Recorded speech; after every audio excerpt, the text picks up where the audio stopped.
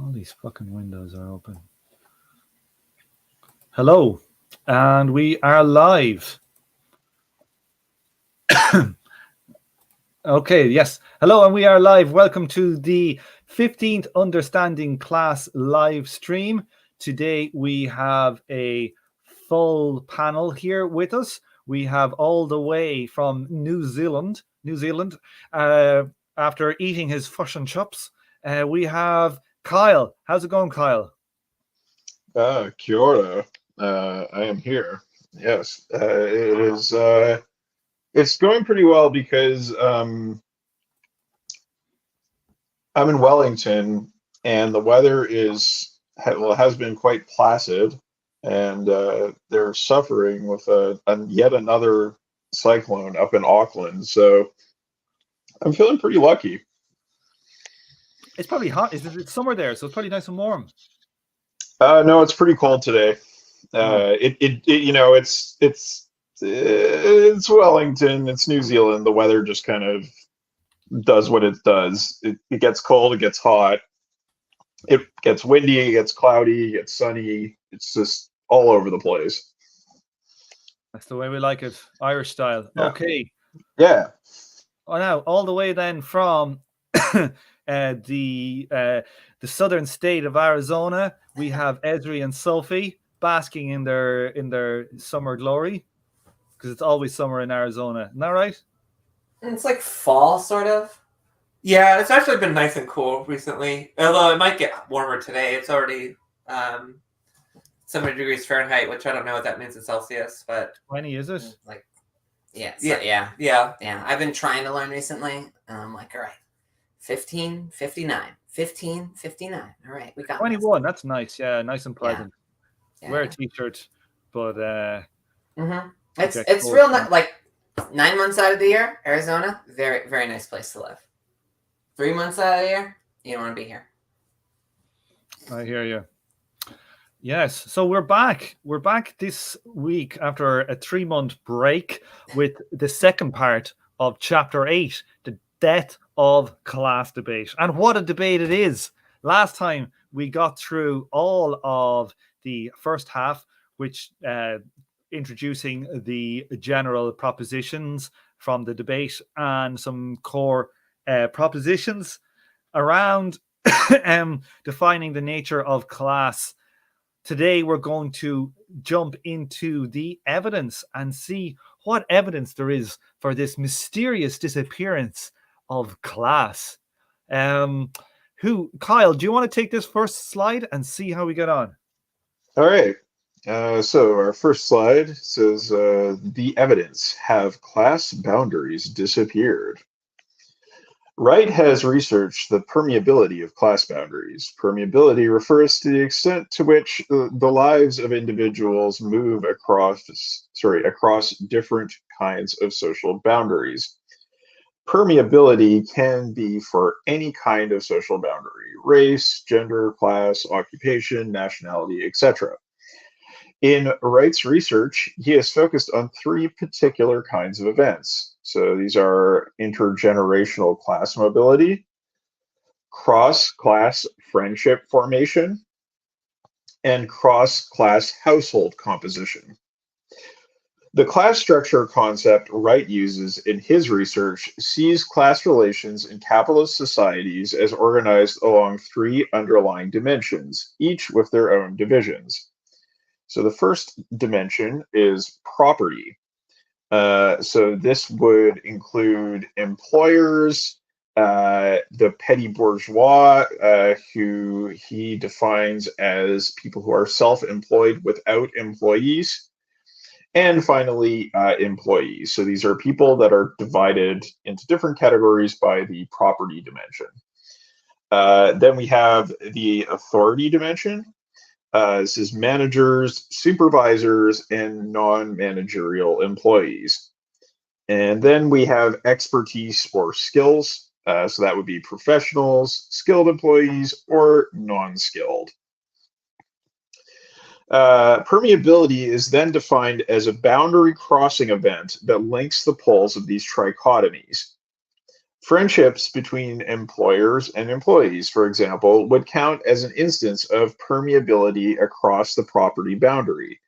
But a friendship between a worker and a petty bourgeois, or between a petty bourgeois and an employer, would not. Okay.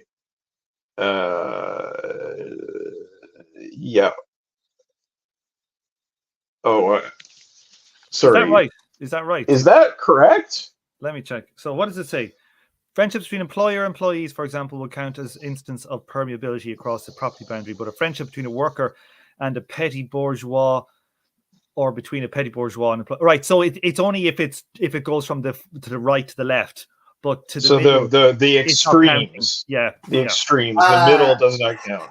Right, does not count. Friendships. I think Wright was talking about friendships with regards to like the likelihood that a person can actually cross property boundary, and the property boundary is the hardest one to cross. And he was citing statistics for like the way that friendships make it easier to cross permeable class boundaries. Right, but he defines permeability in the point above is then defined as a boundary crossing event that links the poles of these trichotomies. Yes, it has to be the poles. Pole to pole. It cannot be the middle term. But wasn't it in? So all right. I know what you're saying, Ashley. I know what you're saying. But we're gonna get there. We're gonna get to that. We're just going over the. Yeah.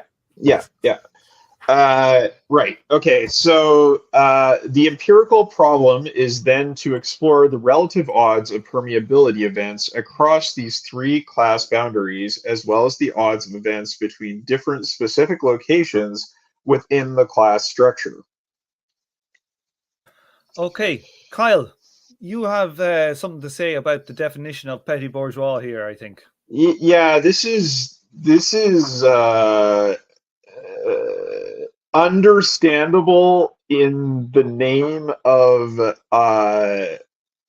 sort of conceptual parsimony, like just creating a workable framework as a sociologist that you can slot people into.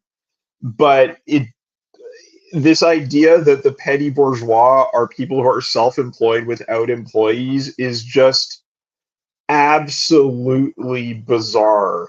It is like, it's so far from any definition of petty bourgeois that you would expect, just sort of coming out of the organic, like, Marxist tradition, where, like, oftentimes we think of the PB as like, shopkeepers or dentists or something like this.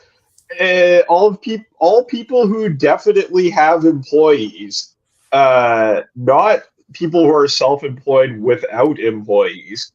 They're not even exploiting anyone in capitalist terms.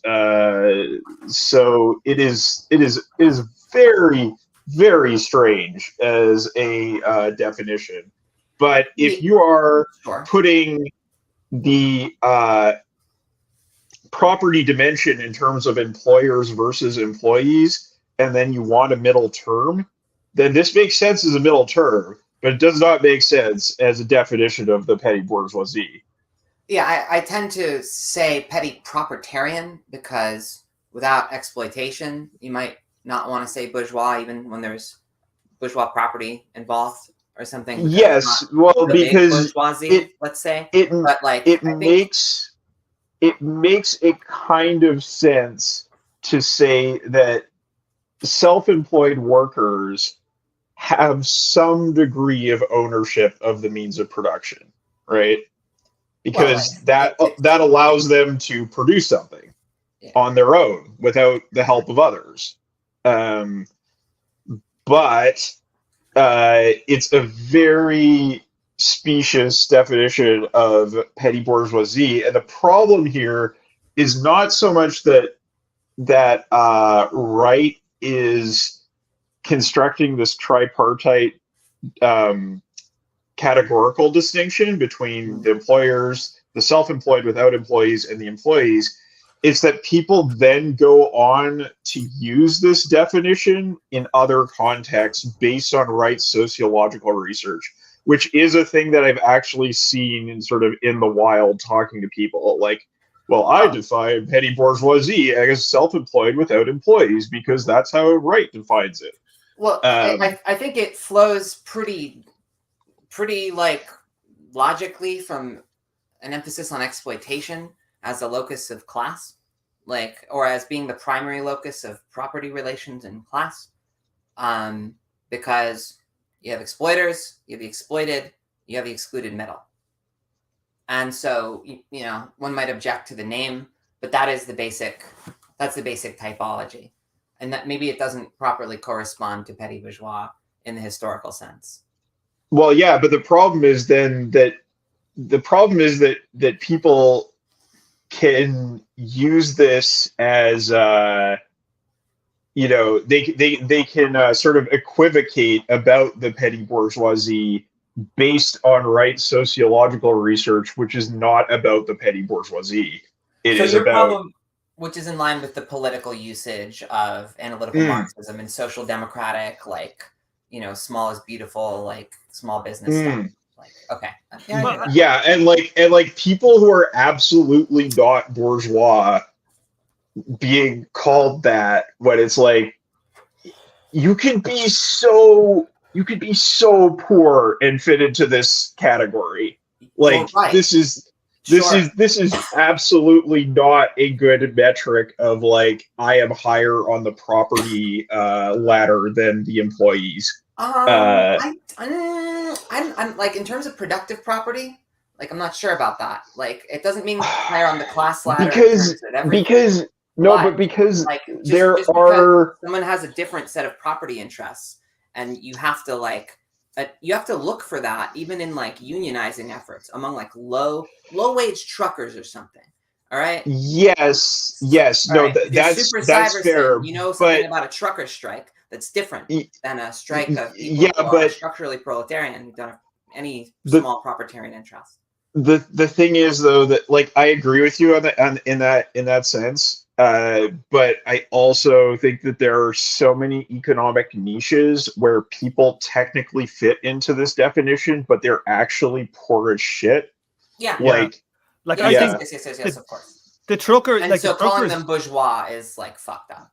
Right. The truckers are a weird one because they actually generally own their truck, or maybe they might be in debt for it, but they could have an asset that could literally be worth a business asset that could be worth a couple of $100,000 even, right? Where most self-employed people work out of their homes, or they have a van and some small tools and shit like that, that they're not actual, like, they don't have a lump of capital invested. Right. It's not capital.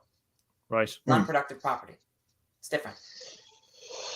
Yep. So that's my whole beef with this thing. It's about the political uses of it. It's not about the sort of, you know, categorical distinction that he's engaging in there. Because if you take out the term petty bourgeois, then I think it makes sense. Why would he have done it this way, Kyle? Is it because you can't get enough bourgeois people to fucking sample? No, I think it's because the term petty bourgeois is inherently imprecise and it doesn't fit nicely into an analytical framework, right? It's a bit fuzzy, right? Inherently, what it is. Yeah, go for it. I kind of wish he would pick a side as whether he uses Marxist terms or sociological terms, because I think in this particular instance, I would have preferred a less Marxist, more sociological definition. Modern conflict theory and sociology doesn't use bourgeois and proletariat unless they're talking specifically about Marx's philosophy, Marxist thoughts as a man, not even Marxist conflict theory.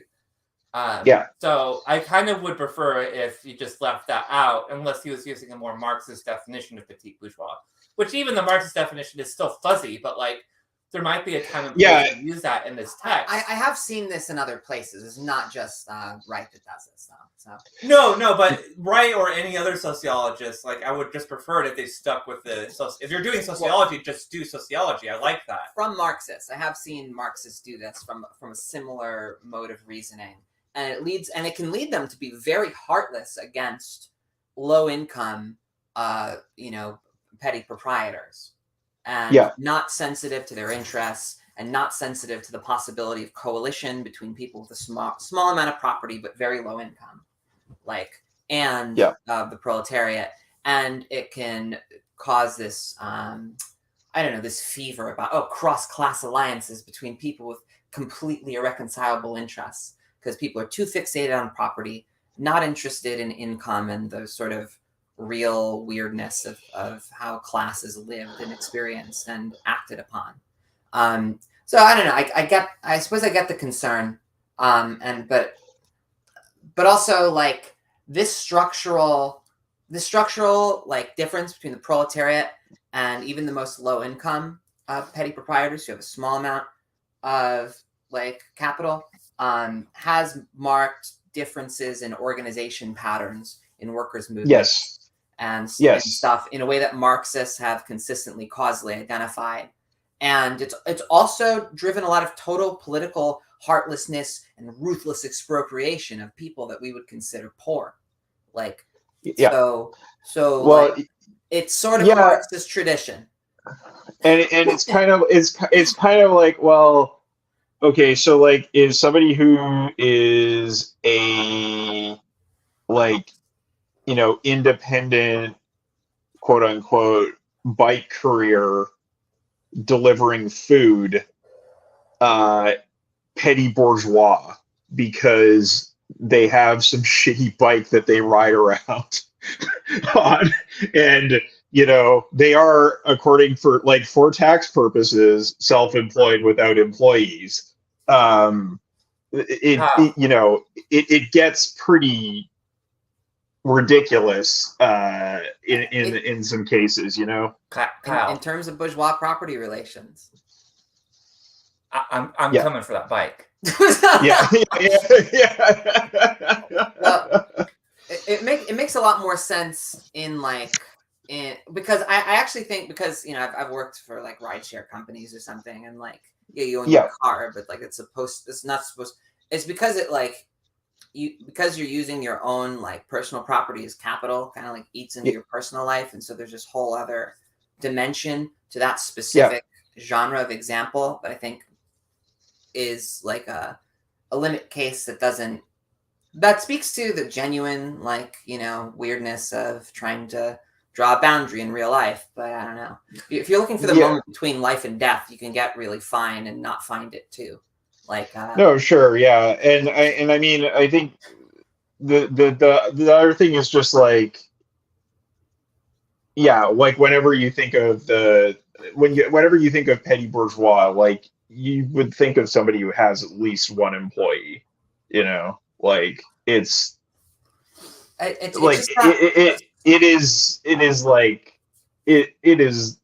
just somebody with such no a employee. Massive gap between the general usage of the concept and the definition here that it just kind of blew my mind. Well, this whole categorization, I think, works well except for petty bourgeois because, employers, sociologically, you're casting a bigger net than just the bourgeoisie, the way Marxists typically use it. Yep, sure. Employers would include what we typically think of as petty bourgeois in this case. Someone. Absolutely. Someone. I mean, it could be as simple as someone who owns a taco truck and has one person their brother works under them. That's it. By this typology, they've crossed into the big bourgeoisie or the employer thing. But I think that's actually why he doesn't use for the most part, he doesn't say proletarian bourgeois. For this is because he's much more precise on the other ones. Employers, employees. And then there's if you just took out the petty bourgeois thing and stuck with self-employed without employees, it's a mouthful, but it is a way better definition. Yeah. Well, I think I also in real life, I'm trying to think of people who would fit this, and artisans, Yeah, my partner was one of these people until recently.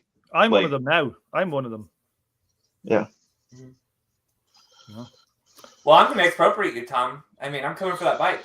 Expropriate what? Like my audio expropriate mic? your broken electric piano. Yeah, I'm coming for that piano. you can take it. You might engage in some non-sanctioned extra state piano playing for personal profit. That would be disallowed. Yeah. I'm expropriating that. It would cost you more to like bring it as cargo to America than it would. That's literally true. I don't care. Yeah, it's worth the state inefficiency for me. I'm getting it. I want to get my left arm recliner because I have a left arm armchair. I don't know if people out there know this, but I have an armchair from which I criticize social movements. I love that thing.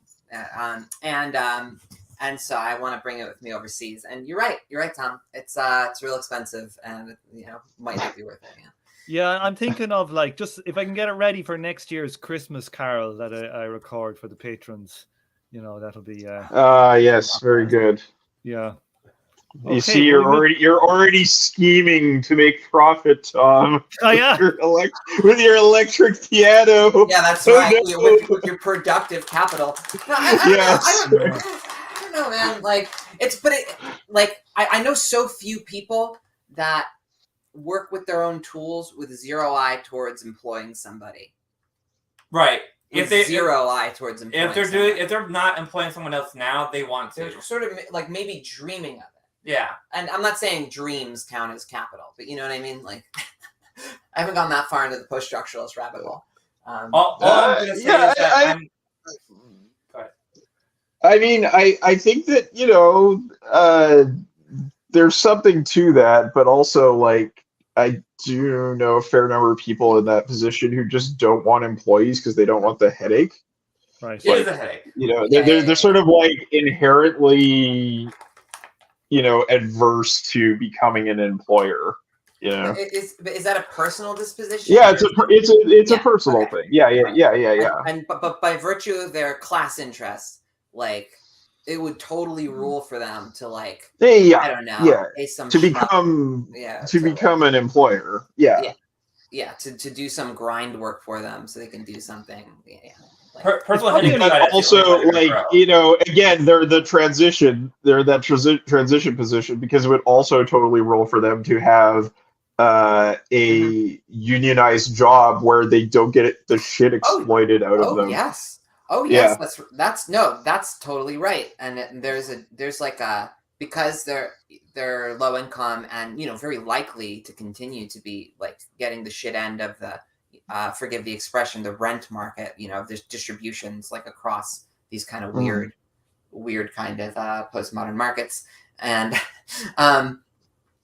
so some kind of proletarian class coalition would suit their interests, arguably more than a bourgeois one. Because even if they had an employee, they would still have a small capital and they would still get screwed. So yeah.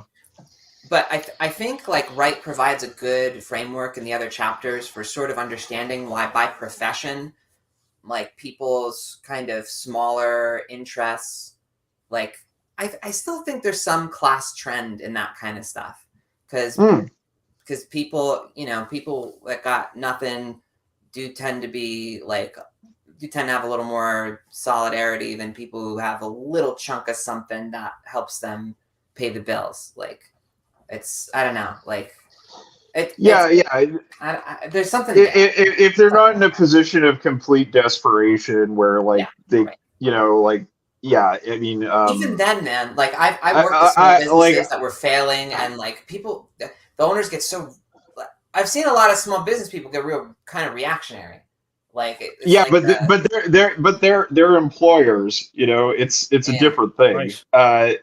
It's I don't want to get into it too much, but it's the position that a small artisan that's just has a the position that my partner was in doing this kind of work was so bad that we both have sort of like health problems that we're having to pay for now because we couldn't afford private medical insurance. And like, you know, it took a massive toll, and it was like very, like, it was under minimum wage work, you know, like it was not good. It was not the kind of thing where it was like, oh my God, I must hold on to my property. Like, you know, there are like sort of both sides to this, because you can imagine also like the sort of like high powered contractor who's like making bank and, you know, would absolutely not block with the proletariat, right? Yeah, but they're necessarily a social exception, right? Yeah. No, I see your point, and I kind of barely consider, if people have like a hammer and some screwdrivers or something, I hardly call that capital. Like, yeah.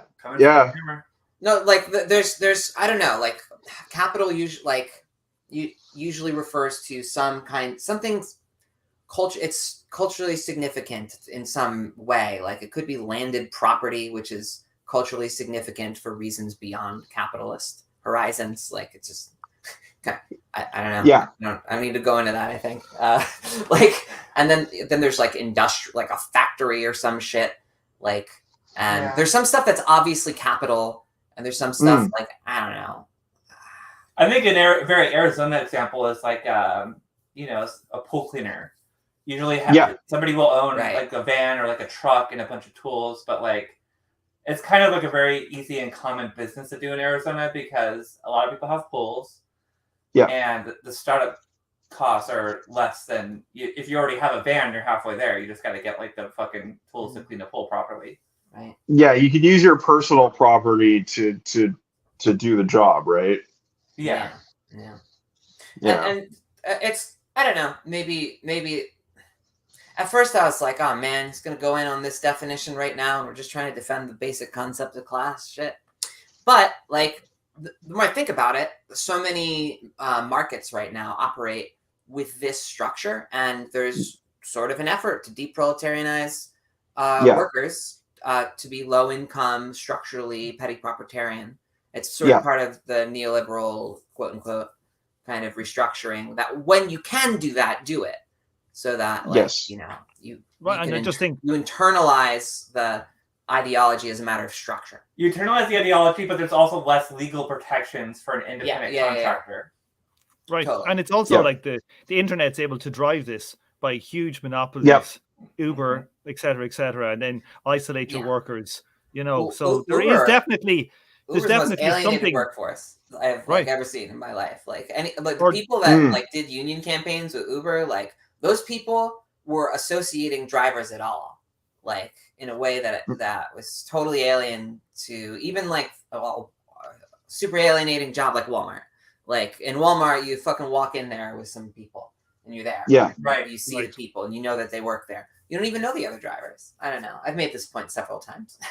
But it's still, it always blows my mind, like compared to Marx's Read of the Proletariat. And, you know, it's not like I don't consider an Uber driver a worker because they fucking own their car or something. It's just like I can see where some people, they organize the LLC and they feel like a small business person. And you can't talk them out of it. You know, the internet's that great. It's that great device for creating, like, instead of the proletariat, sacks of potatoes, you know? Mm-hmm. You know, it's like the peasants, keep them isolated and unable to talk to each other in the workplace. Yeah. You know? We structure the market so they don't have as much of an interest in it. Well, even peasants have villages and communal ties that they could talk to their fucking village mates, you know? Like, we have a global village. No. I love hearing Americans talking about peasant life. You know, it's funny. No, I'm not like rosy-eyed about peasant life, you know, but like that was the basis of like Russian peasant communism. And well, there's also a bunch of just like weird, I don't know, semi-feudal. It's not feudal. Feudal's the wrong word, but it's like this weird like agrarian kind of persistence in American culture that influences the development of suburbia. And like, I don't know, like it's all come back with such a vengeance. Like this boundary here, the difference between worker and someone with some small property interest that might have an eye towards employment, but might not, and their fortunes are pretty much tied to how good is the economy doing overall, or some smaller market fluctuation that benefits them specifically. Like, and that determines so much about the stuff that's going to be important towards the end of the book, their political interest in forming a coalition. And this is going to be a big devil in the detail when thinking about what Wright is really saying at the end of the book. Because it's going to look like Wright is saying, we should buddy up with the petty bourgeoisie. But for the most part, he's not really talking about any sort of employer whatsoever. Yeah, he's not talking about people that we would actually think of as the petty bourgeoisie. Which is very weird why he would call them that. Anyway, let's go on. We've spent half an hour. Let's move on. The objection is noted, and we move on. Yeah. Yeah. So let's defend the concept of class. Yeah. Correct. Who wants? Esri, do you want to take the second slide then? Let's do it. The evidence. Have class boundaries disappeared? The basic findings of the research were as follows. The property boundary is generally the least permeable of the three boundaries for all three kinds of events: mobility, friendships, and household composition. This is followed by the skill and expertise boundary, and then the authority boundary. The rank ordering, or relative permeability, holds for the four countries studied: US, Canada, Sweden, Norway. The odds of mobility between a working class location, that is a non-managerial, non-skilled employee, and an employer location is about 25% of what it would be if the link between these two locations was random. The odds of a close personal friendship between these locations is about 20% of what it would be if these events were random. And the odds of a two-earner household containing an employer married to a worker are about 10% of the random association. The odds of events linking workers and the petty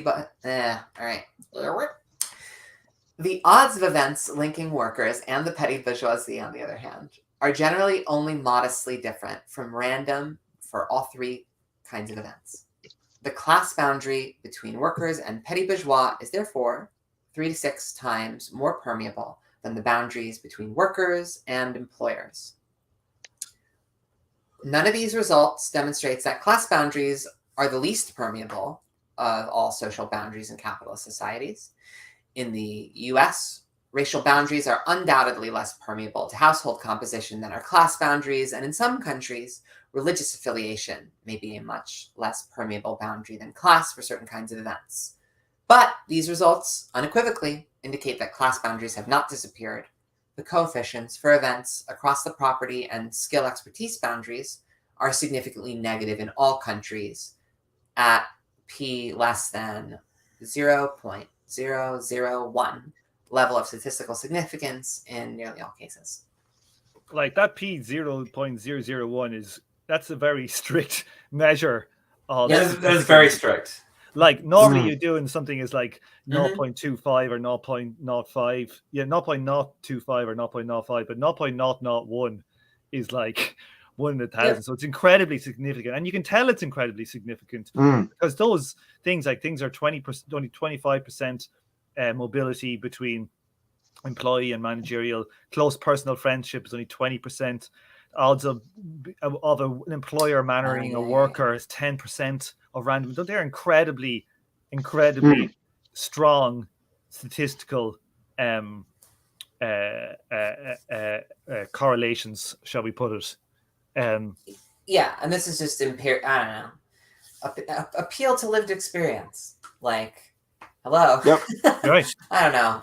There's lived experience, and then there's just the data as well. Like they both argue in that fact. Because the thing about lived experience is that for many people, because these relationships hold, like they don't really have very much to do with the other pole outside of the workplace. So that's fair, actually. it doesn't. It's not necessarily front of mind. So showing the data is, I think, like a good sort of like encouragement to check your lived experience and actually think about it and be like, oh yeah, this is true. Yeah, can I picture myself dating or living, marrying like any of these small business people who do employ others ever that I've worked for? And the answer is no. Ew. Yeah, fuck no. Get away fuck from no. me. Fuck no. Do not touch me. Stop. Stop touching me. Yeah. But yeah. Times of the week, but anyway. Yeah. The odds of a close personal friendship between Sophie and Elon Musk. Yeah, pretty BFF, me and Musk. Pretty small. Elon Musk is such a horrible sounding name. Yeah, like I'm also glad for the attention that Wright pays to like he pays some attention to it, but you know, okay, as the sort of implicit class relations of families and people in families. Yeah. Like, people that don't work in relation to others, because like, yeah, you can't understand the left without understanding people who, you know, don't work and are related to someone who has some money. Right. Let alone the economy, but you know, and the world and stuff. But yeah, I'm just saying, like, vital for navigating political movements. Yes, totally. Absolutely. Okay. Sophia, do you want to hit the next slide? Sure. The evidence. Has meaningful inequality disappeared? Have inequalities in the distribution of capital declined to the point in recent years that it no longer matters much for people's lives? How is that pronounced? It's the same the last time. Pekulski. Yeah, 3 months ago. Yeah, I remember. Pekulski. Last time on From Alpha to Omega. Yeah. How do you pronounce this name? Same. Yeah. Cliffhanger. Oh, well, fuck the Polish. Oh, that's terrible. Why'd you say that, Sophia? Like, last time. Yeah, moving to Europe, I can't be saying shit like that. I had a guy on in one of the Patreon only episodes. It was only on YouTube. It was only a video one, but his name was Michael Zichpanchik. So count yourself lucky. Zichpanchik.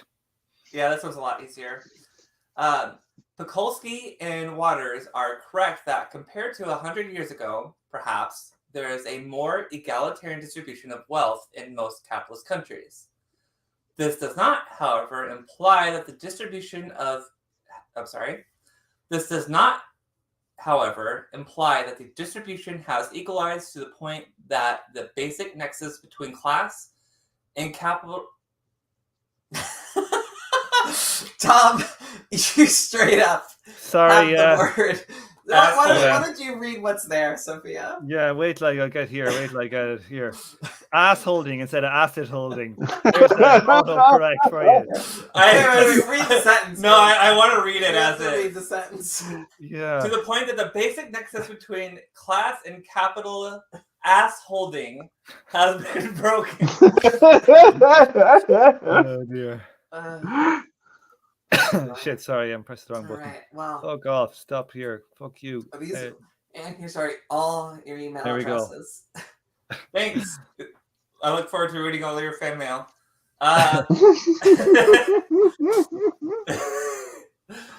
This does not, however, imply that the distribution has equalized to the point that the basic nexus between class and capital asset holding has been broken.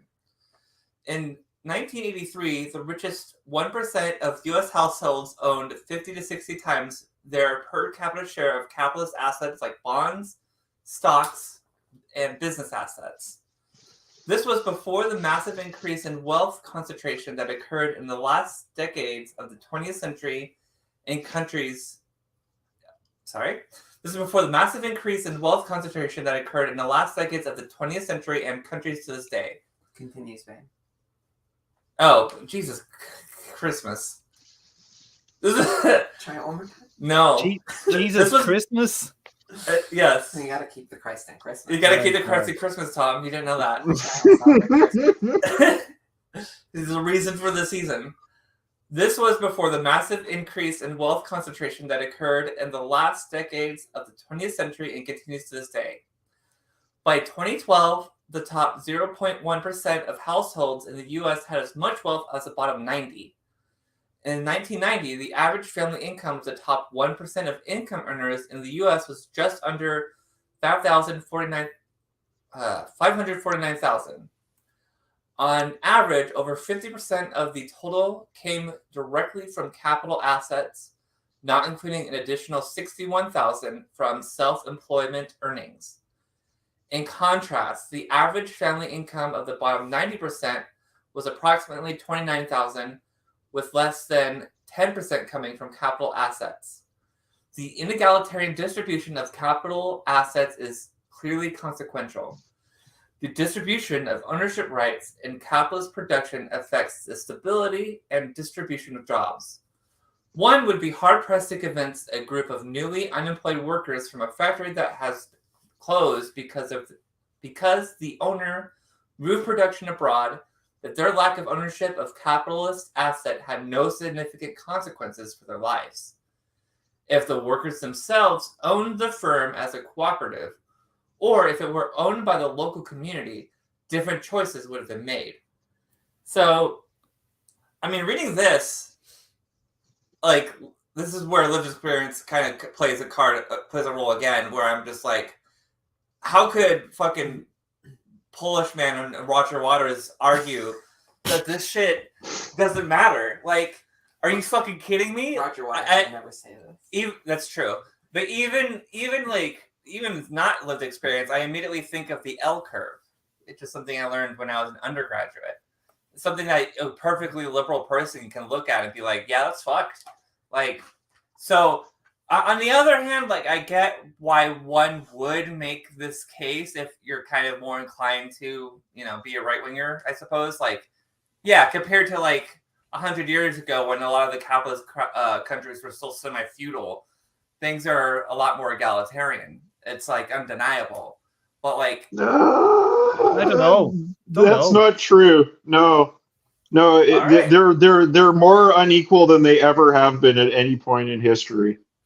Well, it's just like there's because the top is so high up. It's like some people can't afford food and some people are in space, and like there's just like I don't know. There's a quality of difference as well. Like most of the gains that were made, most of that has seemed to be given back in inequality rankings. That the inequality rankings are nearly back to 1929 levels. I think it's probably fair. I know there's a lot of argumentation around it, but it does seem generally that's reasonably true. So we're back to where we were. I think we're quite past that point after the pandemic, Tom. I think it's truly worse. It's truly worse than it ever has been, as far as I understand. Like just reading reports about it over the last couple of years. So in 2023, this all just seems like a whole alien discussion. But this is someone writing in like 2012 about a paper from 1996, and so it's basically interesting from a sociological history point of view. Like, remember when sociologists thought class was gone? Like when at the same time Clinton was gutting welfare, like. But like, you can't take this argument as a like this is obviously scholarly. It's obviously just a bullshit. You know what I mean? Well, I'm there's a lot of politically motivated scholarship. Like there's a lot of bad, like hacky, politically motivated, lauded because it has ideological valence. Right. Like there's a lot of That's stuff. it. That's it. Stuff like that. And that's like a part of academic culture. It's part of pop intellectual culture, even more so. And like it continues to be a part of pop intellectual culture. But yeah, it's Jesus fucking Christ, guys. Yeah, for real. Yeah, no, that's my bubbler there.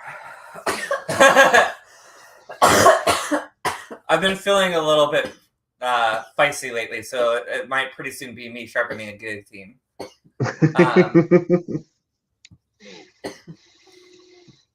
Yeah, holy shit.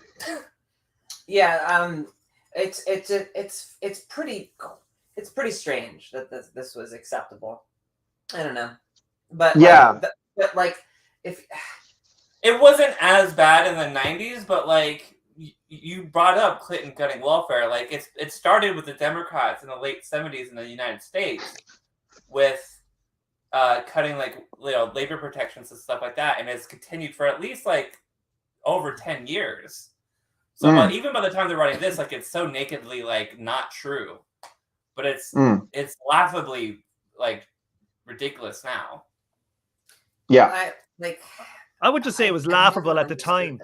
It was laughable at the time, but the thing was that it wasn't so much that there was sort of an overwhelming amount of scholarship that was saying that class didn't exist at the time. It was more that everybody just sort of tacitly had agreed not to talk about class. And I think the people who were outright denying that it existed were in the minority, because it was like, oh, we don't study that anymore. That was very much the mentality at the time. Was like, yeah, like, oh, class is over. It like, it's just not, we don't even talk about it anymore. Yeah, because all the funding for it dried up. Yeah, but also it played these type of arguments played massive ideological roles in that, like, the third way of Tony Blair and Clinton and all that. For sure.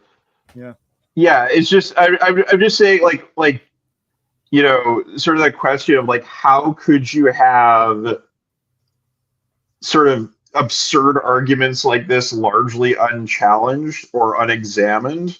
It's because like there was sort of a massive hole in people's perception of reality at that point in time that was politically constructed. Right. Okay. Let me take this next slide. Okay, so continuing. Has meaningful inequality disappeared? An objection could be made to Wright's analysis that he has grossly exaggerated the levels of inequality in distribution of assets, since pension funds of various sorts are among the biggest holders of stock and other financial assets. Shouldn't those workers... Sorry, Carl, I'm just going to mute you for a second, man. Reading it. Shouldn't those workers covered by pension funds be considered quasi-capitalists by their virtue of connection to these assets? Doesn't this effectively erode the class distinction between workers and employers? The experience of conflict in Sweden over the wage earners funds in the 1970s sheds light on the nature of the class relations. In the 1970s, a proposal in Sweden known as the Meidner Plan was made by the left of the Labour movement and the Social Democratic Party, which would enable pension funds to be used by unions to gradually gain ownership of Swedish corporations.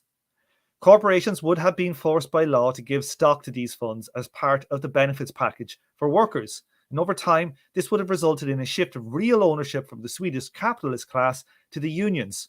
All of this was to be done at real market prices, so there was no question of confiscation. The Swedish bourgeoisie massively and vigorously opposed this proposal.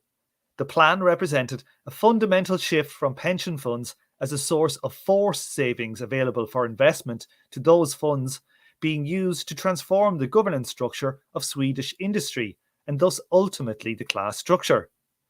In the end, the proposal was watered down to the point where it no longer posed any kind of threat. What this episode reflects is the fact that the various forms of indirect ownership of assets represented by such things as pension funds do not in fact constitute a significant erosion of the class relations of ownership and control of productive assets. What matters is the way power relations are articulated to formal ownership rights. See the Soviet control of production, I wrote there. But, you know, this is interesting, you know, because like the fact that your pension either comes from the state or it comes from like your own private thing is more a question of form than like content. Like, you know, if there was no private pensions and everything was state pensions and it was paid from tax revenues, you wouldn't say those workers, it wouldn't be as easy for the right to make that argument because, you know, the form of how they get their pensions are different. So, you know, it's yeah, I've said enough. Anybody want to say anything here? It's just fucking obfuscation to say that these things, they're just kind of the same. Like, what? Like, yeah, the Meitner plan is the kind of thing that made me interested in social democracy to begin with. Is that there were, even as late as the 1970s, still attempts to use the corporate structures emerging in the 20th century to the advantage, to change the property form of capitalism in a, you know, democratic way that is like proletarian in some capacity. That through a corporate structure, the proletariat would eventually like actually own things and run things in some, you know, distant modern capacity. And yeah, I think, I don't know. I've tried to see like another way forward for this over the last decade, but I think so much of the so-called like neo-Kautskyist like resurgence I was a part of with, you know, Jacobin and the cult I started, like it's really just denying the science about how corporate dynamics work, like, and so much of the 20th century socialist stuff is just dead wrong on some of this basic sociology, like yeah, 100%, you know. And like I've always wondered, you know, the Swedish prime minister, the leader at SDP party in Sweden at the time was Olof Palme, and he was assassinated in the 80s. And right, I wonder how linked it was to these types of proposals, to be honest. Like I don't know, like it is really one thing to say like people gave it a shot then, and, you know, even if there are people at the time writing about how dumb they were, like you could still like see some, like no one had ever like done this for a sustained way in this like historically sustained effort. I don't know. It was one thing to be like part of it and have a lot of moral force in people's lives riding on it and try it at the time. And it's another thing to be like, I like this strategy because, you know, unconsciously there's a nice cushy position for it. I know, it obviously doesn't work like logically and historically, but I like it. Let's take it for a spin. Like, right, but it's a radical strategy that the capitalist class is very happy for a left party to have as a strategy. You know, yeah, because it's not really a threat. I don't think anyone should seriously attempt to do the Meitner plan again. I mean, you just have to read Meitner's own article on why the Meitner plan failed to understand, like, it's not a good idea. But it was worth a shot, certainly. Right. You know, in a country where social democracy was as powerful as it was in Sweden, you know, give it a go. It still couldn't go. It still couldn't happen. What did he say, actually? What was his article like, Kyle? Oh, yeah, I mean, basically just talks about how the plan was largely separated from the working class, and it was something that was pushed by the leadership of the unions and the party. And so when the going got tough, they were really isolated from any social base. And it's like, it was so abstracted from any kind of labor struggle that it was not something that the workers would strongly defend when the bourgeoisie came after it. That's more or less the gist of what Meidner says. Right, it'd be the exact same thing that if Bernie or Corbyn had say managed to win a vote and try to do their policies, you know, they would have got absolutely chewed up. I mean, this is like literally the most abstracted and gradualist form of the seizure of the means of production that you could conceive of, right? Like it is.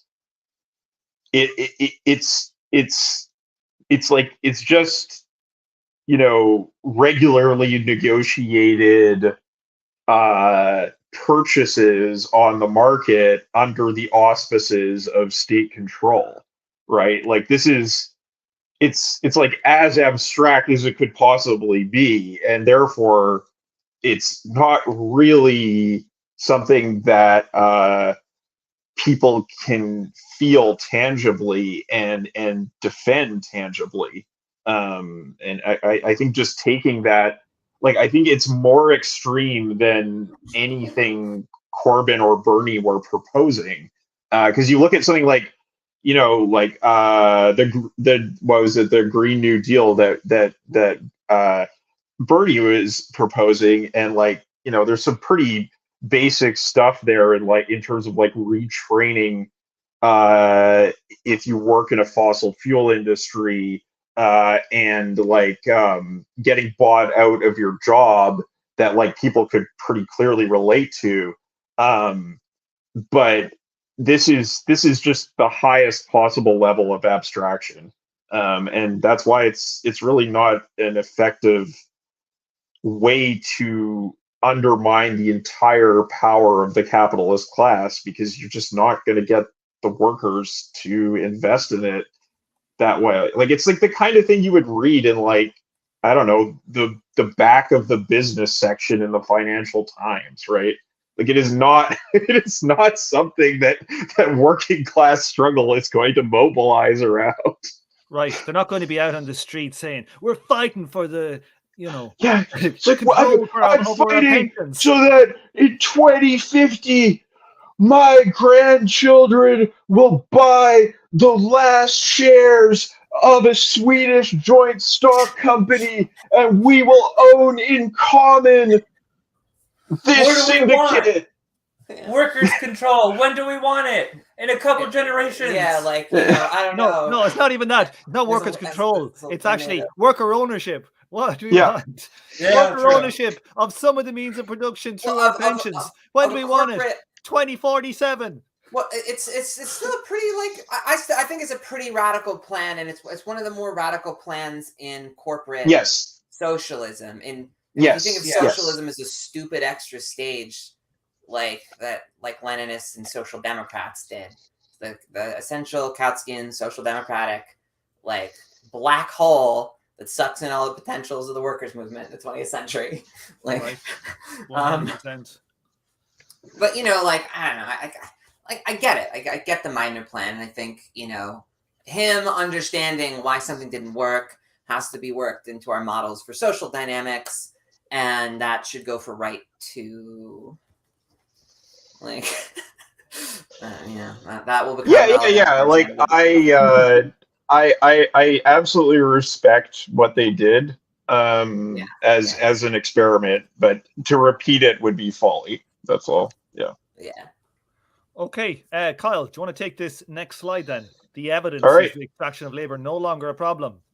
All right. At the core of the Marxist conception of class is the problem of extracting labor effort from producers who do not own the means of production. Excuse me. One of the results of this problem is the efficiency wage, in which workers are paid more than their reservation wage in order to raise the cost of job loss, thus making them more hesitant to shirk. Another consequence will be the erection of an apparatus of monitoring and enforcement within firms. A third consequence is that employers make technological choices partially in terms of the effects of alternative technologies on monitoring and social control. This does not imply, of course, that the class dimensions of technical choice are always the most important, or even that they are always significant, but simply that employers are not indifferent to the effect of alternative technologies on their capacity to monitor and extract labor effort. There is considerable empirical evidence for each of these effects. Most economists do not use the language of class analysis in discussions of this principal agent problem because they take the distribution of property rights within the capitalist firm for granted. Yet this distribution of property rights is a central dimension of class structure. Making the class character of the problem explicit has the advantage of focusing attention on the ways in which variations in the class relations of production might affect the principal agent problem. What this made me think of is at my job, since I started working there has been a change to which like they could always monitor what we were doing. I answered the phones as a scheduler, medical scheduler. So they could always monitor if we were ready to take calls or not. But now there's a whole algorithm that plans how much workforce, how much hours are needed at a given time to make sure we have enough people to answer the phones. And so now every single minute is scrutinized to a high degree in a way that it wasn't before. Like, someone would say something if you weren't ready for a while, but like they've gotten so strict on this. So much so that when I got in trouble at my job, I brought up Foucault. Bringing up Foucault to your supervisors is super fun. I would highly recommend it. Yeah, that's a winning move. Just be like, yeah, well, because it's great, because it's just this old. Well, you actually brought up the panopticon. You didn't bring up Foucault. Technically, you were just bringing up this interesting English invention from like a long time ago, and and kind of spelling out the panoptic principle at work. Like I brought up the Foucauldian argument. I was making a Foucauldian argument. I brought up the Jeremy Bentham idea of the panopticon as the ideal prison, and then I was like, but actually it kind of fucking sucks. Because my job is full of that soft power shit. And like I don't have a lot of patience for that kind of passive aggressive thing, so I could be kind of snotty with them at times. Yeah. So well, and like, there is the essay by Graeber that I mention all the time on GIU, the flying cars and the declining rate of profit, right? Mm-hmm. Where he points out that since the 70s, a great deal of technical investment has been towards surveillance technologies and not towards other things. And it's just kind of like the same argument that Wright is making here, but looking at it as a historical trend as opposed to just like a sort of decision matrix. And so essentially we get a whole lot of cop shit baked into our technology, and that has been an ever increasing trend for quite a long time now. Before I quit this job, I'm going to switch my Google Gmail profile picture to a picture of the Panopticon and see if anybody notices. Yes. Yeah, I read a book by a guy called David Noble. He was like a historian, like a Marxist. Oh my God, he okay, Tom. I just have one thing to say about Noble. They were going to hire him at my alma mater, SFU. I'm not sure if it was in my department or in the humanities department, but it was one of them. And the university management lost their shit and did like a huge like organization effort to bar him from getting the job because they were terrified of him coming into the university. Right, yeah. He wrote this book called Forces of Production. It's a social history of industrial automation. I read it. Like it's actually quite a dull book, it must be said, but it's talking about like the history, mainly of the history of machine tools in America in like post-war, and it shows how like the state threw loads and loads of investment into making the technology be able to be top-down, manager-driven, and not skilled machinists making the decisions. And it was done at all stages. It was done like in the least efficient way, but for purely class reasons. And like this stuff is everywhere. Like I know myself, I built this computer system for a crowd I work with, and like all the class relations I've had to build into the software, don't allow these people to see this, because they wouldn't. We can't let them see that. They'd fucking lose their shit if they knew what this other person was making in their job, etc., etc. And so it's like these type of things are at all levels in all of our not everything obviously, but like so much of our technology is driven through these class choices. There's also there's that report, I think it's 20 years old now, I think it's an American one, about what percentage of the American workforce are basically involved in surveillance or guarding the assets of the rich, and it works out at 25% of the American workforce. That was in, I think, 99. So so it's got to be higher now, right? And I will also mention another GIU thing. My former advisor, Andrew Feenberg, called this sort of specific implementation ethos of technology the technical code. So the thing that makes the technology take on the particular political configuration it does. So he wrote a whole bunch about that. If you want to go check that out. Right. So the big thing here about the principal agent problem, he's kind of hinting towards some stuff, I think, Esri by Herb and Gintis about like worker cooperatives. Yeah. Well, it's from what, management science literature. Yikes. Am I mistaken? No, it is. Or is that just an application from like economics, or what is it? Kyle, I have a feeling you have. I think those are it's the Venn diagram is a circle on that one, as far as I understand. Here we go. But well, I just wanted to say, like you were saying, like that's a Wolf thing, and it's like, well, okay, but Bowles, Gintis, Wolf, and Wright all worked at the same university, so it's not a surprise they got a party line here, even though they disagree with each other on a number of things. Ezra, do you want to take this slide here and we get more into this Bowles and Gintis stuff? Yeah, let's do this. The evidence. Is the extraction of labor no longer a problem? In the case of cooperatives, Bowles and Gintis have argued that if workers were the owners of the assets, the problem of monitoring enforcement of work effort would be dramatically transformed. The problem of extracting labor effort would not disappear, because there would still be free rider problems among the worker owners.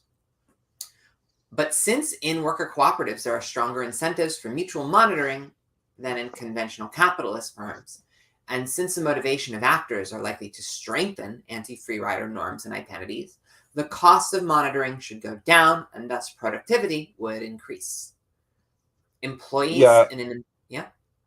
Oh, sorry. I'll get back to you. No, respond to that point, because I was just going to this reminds me of an article that I read recently that was about hunter-gatherer societies, and just how strong their monitoring of free riders is. The sort of like, even though they don't really have like situations of extreme scarcity or anything like that, there's such strong collective norms against that kind of behavior that you might expect to see the same sort of thing in a cooperative with a similar kind of motivation structure, right? Yeah, I think assuming the cooperative is set up properly, and you can't just like take the money and run, right? I think there's a an example from I've heard. I don't know. I can't remember the source who said it, but it was like, somebody. I think it might have been somebody had like brought like a particular different type of fruit in. Like an anthropological researcher or something had brought like, I don't know, a goddamn apple or something, and when he gave it to the people in the group, and there was 16 of them there, and they or maybe it's a tomato, and they cut the tomato into 16 equal segments, so they all get this tiny sliver of tomato, but it was really strictly enforced. Everything had to be equal. But I've personally experienced this now in where I used to work when my father worked. It was not a worker-owned co-op, but it was a farmer-owned co-op, and they had like workers in the cooperative and doing the milk and the manufacturing kind of cartons of milk, 2 liters and cream and stuff. But like it was very much like there was very little enforcement of work effort. It was all very much like if things needed to be done, people would stay late and do things. It had a very, very different ethos, much different than any other place I've worked. It's the only co-op I've worked in and wasn't even worker owned. So I think this is definitely true for me. Yeah, and it's so different from the classical image of the Soviet worker who is like the history's greatest free rider. Just they pretend to pay us and we pretend to work, and just drunk on the job with the state liquor and producing as little as possible, and then like doing a frenzy of production to meet quotas at the end of the period, and like all that kind of stuff. It's a very, very different image from what you're describing there, Tom. Well, the class relations, it makes complete sense. They don't feel like of course, any control. And the other thing, it's so confusing. Why would they feel like they don't own the factory? Why don't they feel like they own the tractor? Everybody owns a tractor. Most my life living in a worker's paradise. Have any of you seen that? Like, there's an amazing clip of like of a Russian miner being interviewed back in the 90s about like, is it true that like Russian miners are just like turning up to work and they're drunk all the time? And he's trying to answer seriously, and in the background, some Russian drunk guy miner just like stands up, and his like face is covered in soot. He's obviously just like fallen over, and he's trying to like, I'll see if I can find it. It is unbelievable. It is like, you got to respect the Russian miners who are getting so drunk on the job, because I've never seen anything like it in my entire life. It was fucking phenomenal. That is... Can't even keep it together long enough to smile for the news cameras. Oh my god. Oh man, it's classic. I'm going to look right now while you read the next point. No, Bowles and Gintis eventually believed that socialism and including market socialism can't work because of this free rider problem. So they galaxy brained themselves into becoming post-socialists. Yeah, they did so at about the same time the wall fell. Yeah. That's interesting, because Bowles was at the Marxist economics conference that I went to in Japan. He was part of the. I think he was part of the original analytical Marxist, or not original, but like the name brand September Group and analytical Marxists. Yeah, but he was still kind of like everybody. I remember everybody's talking about like, man, how did this guy get to be such a square? But at the same time, he was still sort of talking about like collectivist stuff about pro-social behaviors and that kind of thing, using like agent models and that kind of stuff. He didn't. The thing I love about Bowles and Gintis, because I came to him before I even met. I came to them before I even met Esri in my cooperative research in psychology, and the thing I love about them is that, like, despite being post-socialist, they're still like very much like all their research is very. I think incredibly crucial for like social cooperation, and stuff about social cooperation is very crucial for some kind of bottom-up socialism. Yeah, they have this like evolutionary egalitarian standpoint, which like honestly can go some pretty dodgy places. It seems like Herbert Gintis has gotten pretty post-left if his Amazon reviews or anything. God damn it! Yeah, it seems like Gintis is the real square of the pair. If you want to see it, it's like Gintis say "White Lives Matter" in a thing, or no, it's "All Lives Matter." He was saying, because okay. It's better. Yeah, he's a fucking chud. He can't like. Yeah, I thought it was White Lives Matter though, so it was worse. It was worse in my head, but it's still bad. Okay, here. Are you ready for these drunken Russian miners? No, for something completely different. Thank God. Okay. Hell yeah. I don't Not know for something wholesome. Right. Not obeying Soviet production quotas. This is, I think it's got subtitles. Oh, what the fuck? Come on. Let's get going here, boys. Here we go. I was having a break when it happened.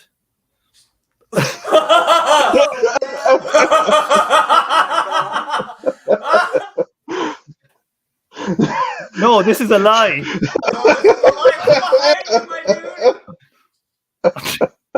Police did that. We hate vodka. Oh no!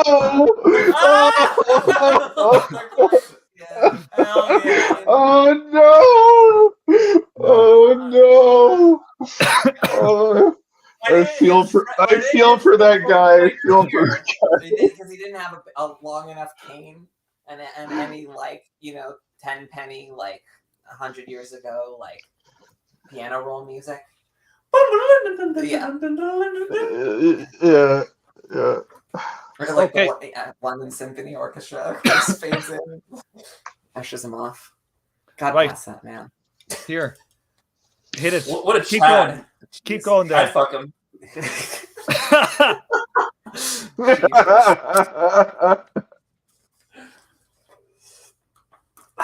Drives me to smoke. Okay. Let's see. Employees in an employee-owned firm are embedded in a different set of class relations than are employees in a conventional capitalist firm, and this variation affects the labor extraction process. It's just amazing that Wright had to make these points, or felt that these were points that needed to be made. And if you read sociology, they desperately do need to be made. But can you imagine? Sasha.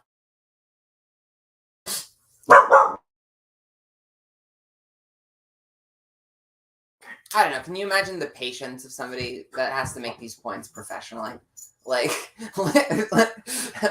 Anyway. Yeah. Yeah. I think things would operate kind of differently if workers own stuff. Yeah. Anyway, I don't know. I'm sure there are some Marxists that would, argue the value form is blah, blah, blah, whatever. But anyway, these things just seem... I'm happy this guy was in the trenches. I don't know. Anyway. So, capitalist firms within which workers have effective rights to their jobs are also a case of transformation of class relations within production. Such a situation poses specific problems for the employer. On the one hand, by making it harder to fire workers, strong job rights reduce the efficiency of monitoring and make shirking easier. But this constraint on firing also makes the time horizons of workers with respect to their place of employment longer and may make them identify more deeply with the welfare of the firm. Which of these two forces is stronger depends upon the details of the institutional arrangements that regulate the interactions of workers and employers. The research on the implications for cooperation and productivity of strong job rights in Japanese and German capitalism can be considered instances of class analysis of principal-agent problems. David Gordon presents evidence for a strong inverse relation between the degree of cooperation and the labor management relations of a country, on the one hand, and the weight of its administrative managerial employment on the other.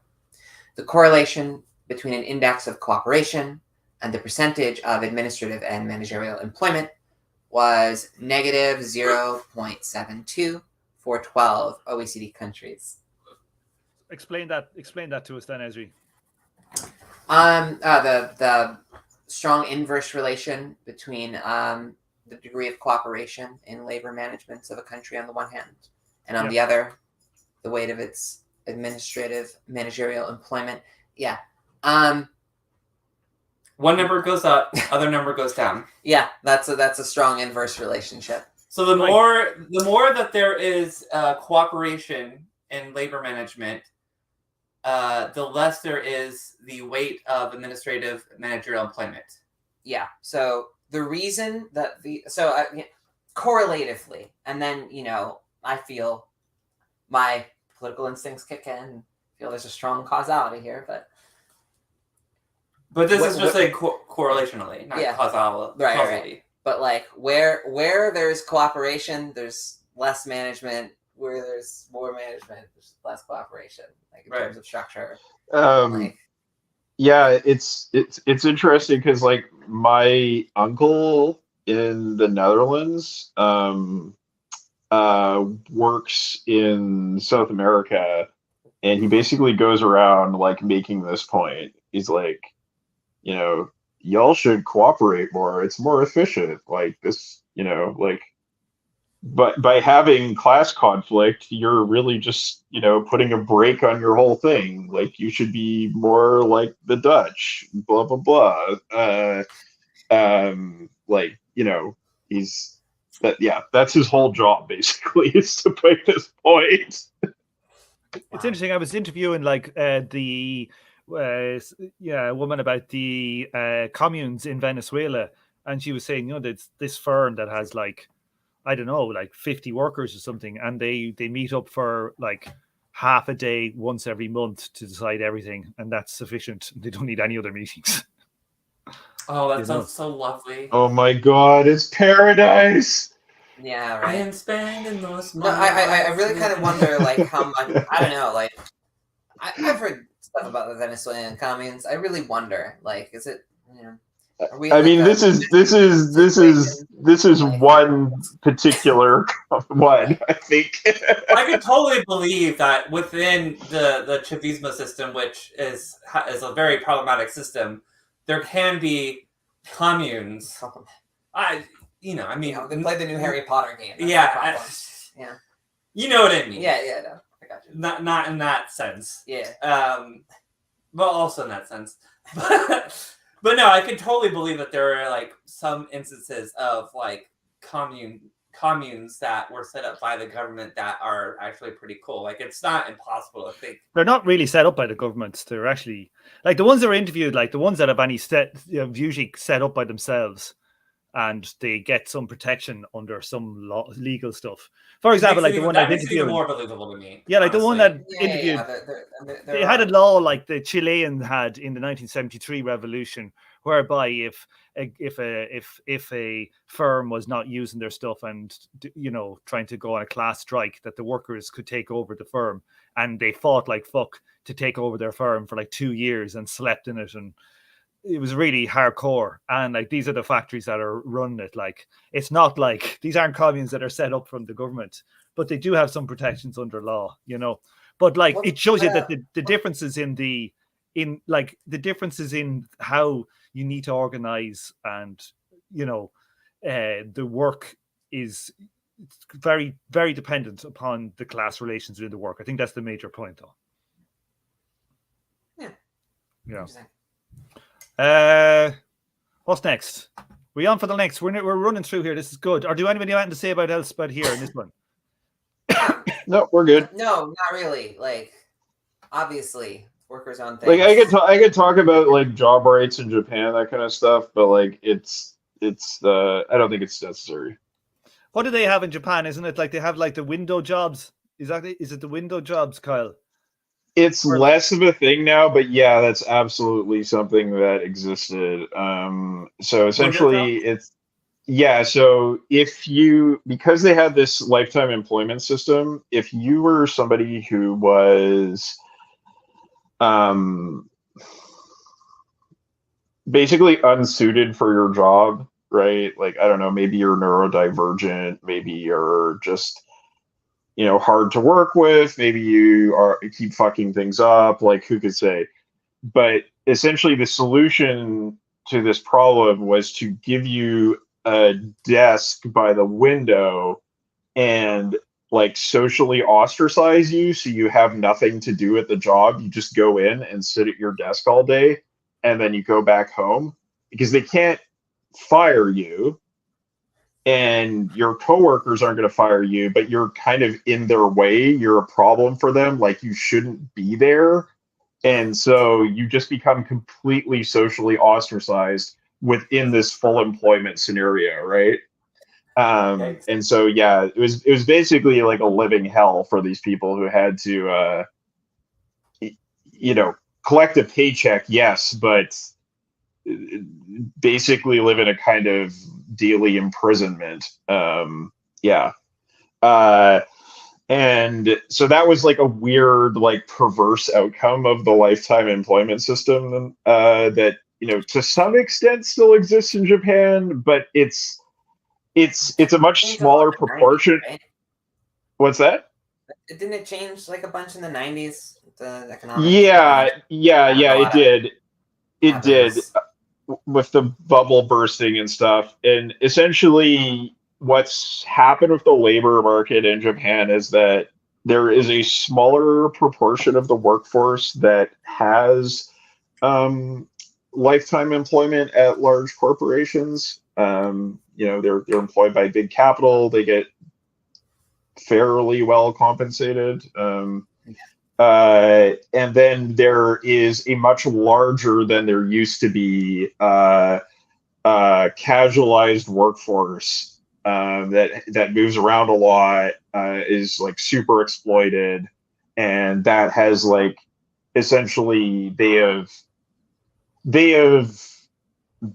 borne the burden of like the fallout of the bubble bursting, in order to keep Japanese capital going while still maintaining a fairly high degree of exclusion of immigrants. Even though there's also a part of the workforce that is made up of immigrant labor, and that has become larger since I think it was about like mid 2010s. They relaxed the immigration laws. So you see, like, now if you go to Japan, pretty much all of the convenience stores are staffed by immigrants as opposed to Japanese people. And that was like quite a big change that happened in the time that I was there, that you could just sort of see in daily life. So yeah, essentially there was a split, like going from a fairly egalitarian society to a two-tier society that is, relatively speaking, still fairly egalitarian, despite maintaining all kinds of like hereditary privilege across generations through like, the personal networks and educational achievement and et cetera, et cetera. Like you still meet people who will be like, oh yeah, my family were samurai, blah, blah, blah, and all this kind of thing. Or we were nobles. All that kind of stuff still exists under the surface, but the actual absolute levels of inequality are relatively low in Japan compared to other countries. They've just become worse. And that's the Japanese labor market. Sophia, do you want to take this slide? Sure. The evidence. Does class location no longer matter? Does class location no longer systematically affect individual subjectivity? Pokalski and Waters are on their strongest ground when they argue class is not a powerful source of identity, consciousness, and action. Wright's research on class structure, biography, and consciousness in the 1980s indicate that in most of the countries studied, class-related variables were only modest predictors of values. In Sweden, individual class location by itself explained about 16% of the variance in a class consciousness scale, while the US, the figure was only 9%, and in Japan only 5%. when a range of other class-linked variables were added, including such things as class origins, self-employment experiences, unemployment experience, and the class character of social networks, this increased to about 25%, 16%, and 8%, respectively. In all three countries, these class effects were statistically significant, but not extraordinarily powerful.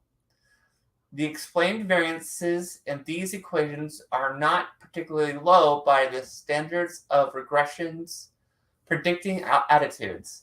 In general, it is rare for equations predicting attitudes to have high explained variances unless the equations include other attitudes as independent variables, e.g. using self-identification on liberalism, conservatism scale as a way of predicting attitudes towards specific public policies. Part of the reason for this is undoubtedly the pervasive problem in adequately measuring attitudes. A significant part of the total variance in measuring attitudes may simply be random with respect to any social determinants. It is hard to imagine a multivariate regression rooted in social structure variables that would predict that Engels, a wealthy capitalist, would be a supporter of revolutionary socialism. Class often performs as well or better than many other social structural variables in predicting a variety of aspects of attitudes.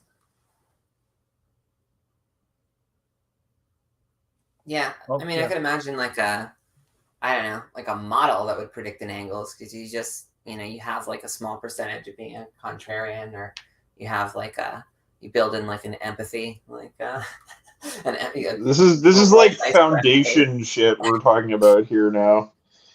Well, to be fair, psychohistorians only predict man masses, not individuals, not an Engels in particular. So fair. Only the likelihood of an Engels. God rolled a natural 20 on Engels' empathy calculation, and Engels was like, oh, fuck this English fucking child labor shit. This sucks. The old Engels nat 20. Yeah. So this is really interesting, right? Because I mean, I think in terms of Japan, there's a lot of things that militate against class consciousness. One is that the Gini coefficient in Japan is actually quite biased towards equality, even though so it's weird because relatively speaking, Japan is quite equal. But because the Japanese economy is so large, compared to somewhere like Canada, you still see a lot of people like driving around in like Ferraris and stuff. It's like you have to hold those two facts in your head, right? Like if you are relatively well off in a fairly equal country, but the absolute pie is so large, like you're still going to be pretty damn rich compared to other places. Right. Like, what's the Gini coefficient of Luxembourg? Right. Like how much money do you have to even like be a citizen of Luxembourg? And so it kind of makes it Luxembourg pearls unite. Yeah. Monaco pearls out here. Yeah. Oh wow! Well, there you go. I really don't know. I was sort of kidding, but I don't know that much about Luxembourg other than the price of membership. It's the members only club. The Grand Duchy. There you go. Not too high. 34, 35, something like that. All right. So so that's that. So you can. My point there is that you can see quite a few markers of class in Japanese society, such as owning Ferraris or Rolexes, dining at really swanky restaurants, all that kind of stuff.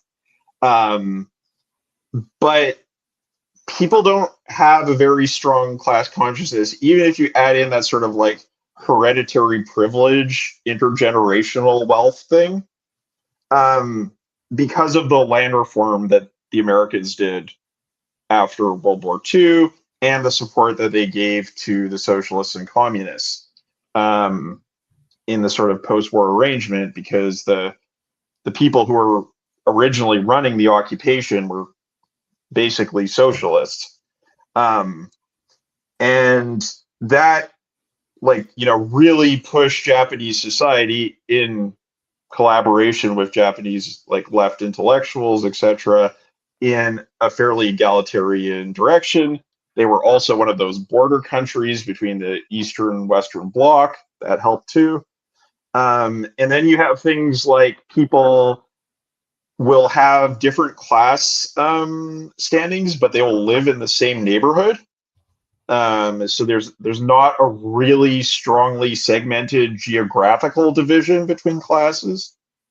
And so all of these things together mean that class consciousness in Japan is fairly low. Even if you come into the society as a Marxist, you can see class everywhere. I guess that's what I was trying to say. It's like, it might seem strange, but there are reasons for it.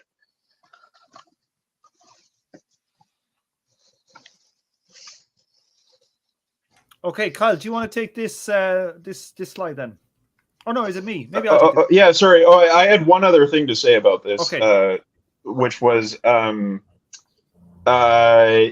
if you look at that point about, you know, class being, or sorry, property relations being quite a weak determinant of attitudes, it really does point in that sort of direction of like Mouffe and Laclau, right? Of like, you know, just being like hyper-Leninists, where like it's all political determinism, and the economic part is just kind of thrown out, because, yeah, like your class location is not actually a very strong predictor of your political affiliation, according to this sort of research. But your profession is, like, according to another chapter of the book, and the real classes are these bundles of like different, you know, types of employer, types of, you know, petty proprietor, types of right. So that's the real being determines consciousness, class. Yes. So instead of being a dumbass Leninist who's like, that's essentially abandoning materialism as a cause. Yes, no, absolutely they do. Like Mouffe and Laclau completely abandon materialism. Yeah. Like they've sort of just abandoned, you know, the scientific kind of ground for understanding how class impacts consciousness. Like, yeah, and but that's also really interesting, that like essentially class is like class consciousness is it's kind of like a corporate thing more than a class thing, because it depends a lot on which group you are in that class, what your consciousness is going to be, right? Yeah, I mean it's very unevenly distributed. The Marxist version of class consciousness assumes that class consciousness is like this limit that grows to its like broadest, like most, you know, coolest universalist humanist version of the construction of it. I like to call it the long term, you know, the long view, like of class just because I do think it like captures something real. Yes, like, in the long run, like it would be better even for. I mean, you know, like I don't know. You could go too humanist, like with this, but like, yeah, I don't know. In the long run, it's clearly better for workers if, you know, they didn't have to live in a society dominated by their employers. Like, yes, and you know, it might be okay for this game theoretical reason in the midterm or whatever. Yeah. But yeah, anyway, it's just it's an interesting point for us to continue to pay attention to going through this, because, you know, this is going to be significant. Okay, Kyle, hit the next section then. All right. Does class location no longer matter? Part 2. Dun, dun, dun. Does class location no longer systematically affect individual subjectivity? The second thing to note in these results is the very large cross-national variation in the explanatory power of class variables for predicting individual attitudes. There are interesting variations in specific ways class locations and attitudes are linked in the three countries, Sweden, the US, and Japan. In Sweden, the class structure is quite polarized ideologically between workers and employers, and there is a fairly large middle class coalition, in quotes, that is ideologically quite distinct from the bourgeois coalition and from the working class coalition. So these would be, I guess your sort of Lib Dem types, if it was like UK politics. In the US, the class structure is less ideologically polarized, and the bourgeois ideological coalition extends fairly deeply into the structurally defined quote-unquote middle class. Managers and professionals are firmly part of this coalition. So, there is a wide swath of bootlickers in the US, is the point that we're getting at there. In Japan, there's a third configuration. Ideological polarization is much more muted, and the ideological divisions that do occur fall mainly along the expertise dimension rather than the authority dimension of the class structure. There was an interesting thing that I remember from being in Japan where there was a professional family. I was teaching a student whose parents were from a professional family, and their parents had voted communist in the election because they have this MMP system, so it kind of favors communists getting seats and stuff. And the reason they gave for that was actually sort of a charitable one. They were like, we vote for the communists because the construction workers and stuff, they really need somebody to speak up for them, and they need some advocates, good for the little guy kind of stuff. It's very non-politicized support for the Communist Party. It's sort of what I saw there. These patterns of variation demonstrate that the linkage between class location and individual subjectivity is heavily shaped by the macro-social context within which it occurs. Class locations do not simply produce forms of subjectivity, they shape subjectivity in interaction with a range of other processes, institutional arrangements within firms, political strategies of parties and unions, and historical legacies of past struggles, etc. These complexities certainly do undercut any simple-minded class analysis that asserts something like class determines consciousness, but they do not undermine the broader project of investigation of the ways in which class, in interaction with other social processes, has consequences. So yeah, I mean, the essential point here is that you need to be more materialist, not less materialist, right? You need to understand what does class actually look like in a quotidian sense for people, as opposed to just sort of asserting a class interest in a very broad categorical way, and then expecting that to have a very simple effect on political attitudes.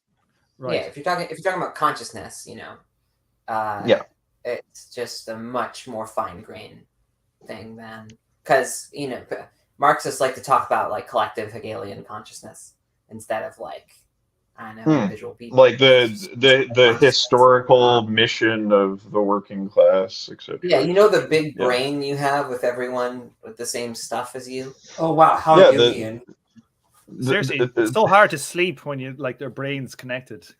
I'm just trying to regenerate, and I hear all everyone else chattering in my head. Shut up! Yeah. Ren and Stimpy, always with Ren and Stimpy. It just gets on. I mean, I mean, y'all are laughing, but like that's why you can't get Twitter. to sleep when there's like too much Twitter and YouTube going on. That's why I gave up Twitter. Like, it's interesting here that the things he didn't mention. That's scary. I'm sorry, but it's scary, Kyle, because like, what are the positive like Hegelian expressions of that kind of cybernetic? Because I can really only think of the Baudrillardian like dead ends. Yeah. Anyway. It's quite interesting here that he never, like, the three societies he chose, Sweden, US, and Japan.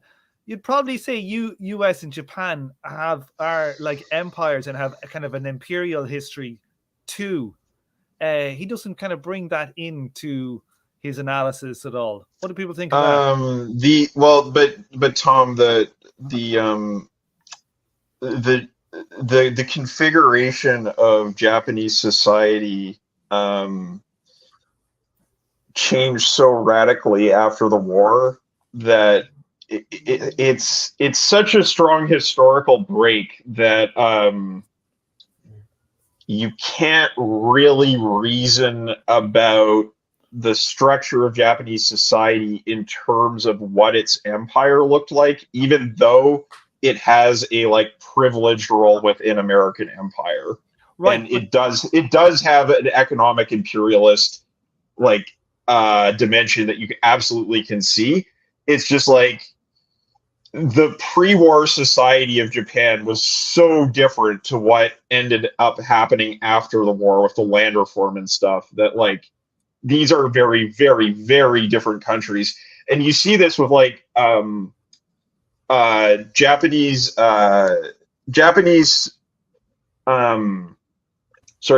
American communities that relate back to Japanese society, and like it feels like so alien to them because they have like residual culture from before essentially the revolution, and you know the post-war Japan is just a completely different country in so many ways.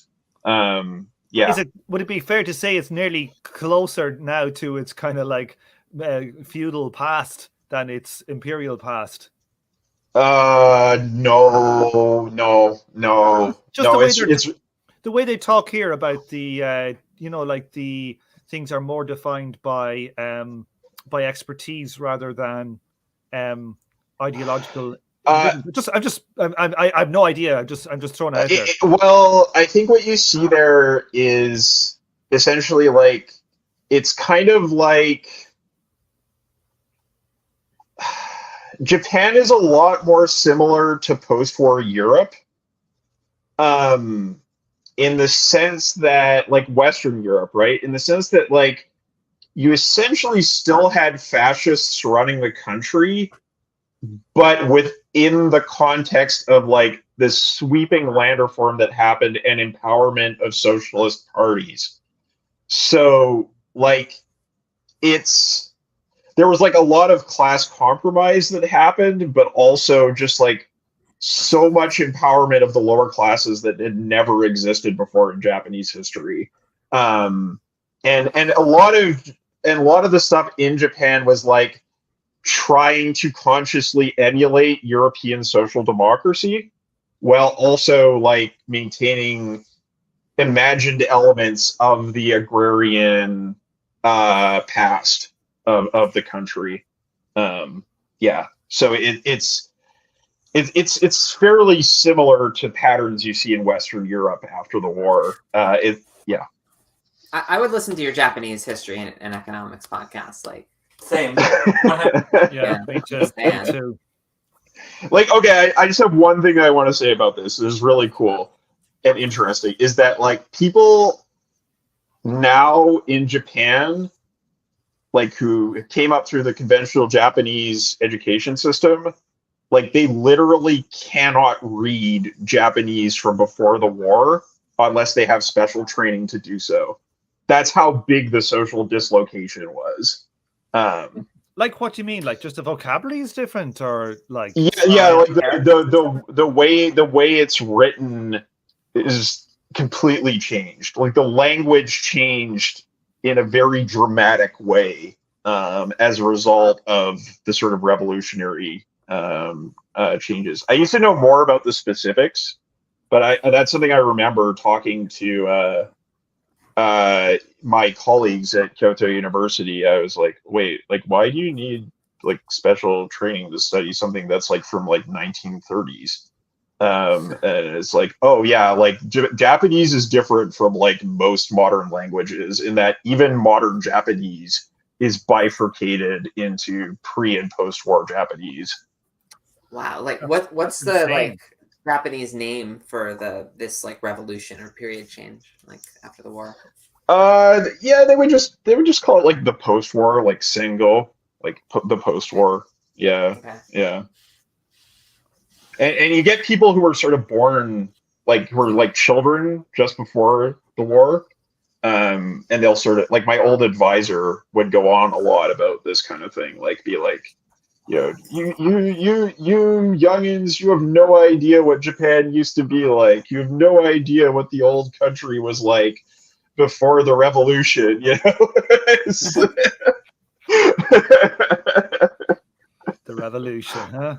Wow. I mean, nobody talks about it as a revolution, but effectively, it was a revolution without a revolution. You know, The change was that dramatic. It was, yeah.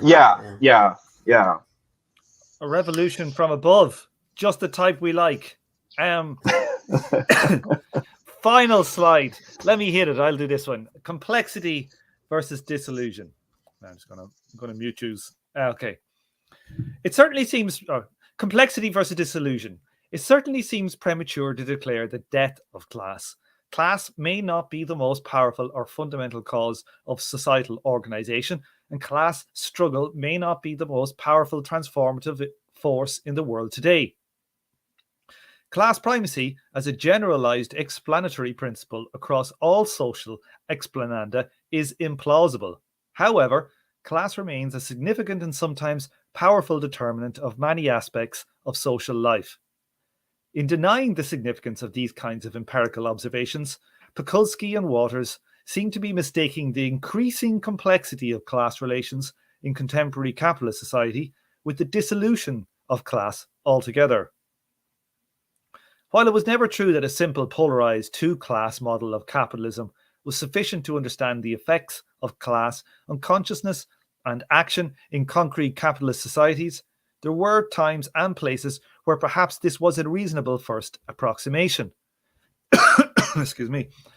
For most purposes, this is no longer the case, and a variety of forms of complexity need to be added to the class analysis. Middle class locations need to be given a positive conceptual status, for example, by treating them as a contradictory locations within class relations. The locations of individuals within class structures need to be defined not simply in terms of their own jobs, direct class locations, but also in terms of the ways they are linked to mechanisms of exploitation through family structure, mediated class locations. Class locations have a specific temporal dimension by virtue of the ways in which careers are organized. And finally, the diffusion of genuine ownership of capital assets among employees, if still relatively limited, creates additional complexity in class structures, since some people in managerial class locations and even some in working class locations can simultaneously occupy locations in the capitalist class as rentiers. Okay, don't let me get going again. This I have some comments given out by this again. Okay, this constitutes a special form of contradictory location within class locations. Okay, to conclude, class analysis needs to incorporate these and other complexities. The reconstruction of class in these ways, however, does not imply the dissolution of the causal processes that class theory identifies. These complexities may lead to a conceptual framework that is less tidy and that perhaps evokes less fiery passions. But in the end, the contribution of class analysis to emancipatory projects of social change depends as much on its explanatory capacity to grapple with the complexity of contemporary capitalist society as on its ideological capacity to mobilize political action. Okay, thoughts? Okay. I think that I'm not actually sure that a realistic class analysis that sort of takes into account the noisiness of society would lead to less fiery outcomes ideologically. Yeah. I think that is a sort of Churchillian like nonsense. Like this idea that like, well, if you're more realistic, you're less fiery, right? Like, I just don't think those two things actually go together. There's at least a correlation between people who think of themselves as like, you know, class warriors and people who just think of things as it's all bourgeois and proletariat, man. Like, you know, like there is like an ideological reason to break things down like that.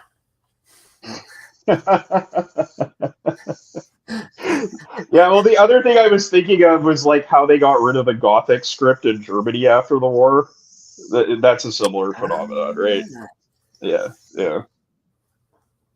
They also got rid of... For the listeners, the comment was, so basically Japanese is Hebrew with regards to the sort of linguistic divide. Yeah, the resuscitation of Hebrew is like pretty much historically unprecedented. Very strange. Very particular cultural context. Yeah, but that's interesting. That makes sense, Ezri. Like the point you were making. I was just thinking, like, you know, there's actually things that can be quite infuriating that you can discover through like a realistic analysis of class, even if it doesn't make you into a sort of like, you know, that like fervent, the fervor of the newly converted kind of zealot. Mm-hmm.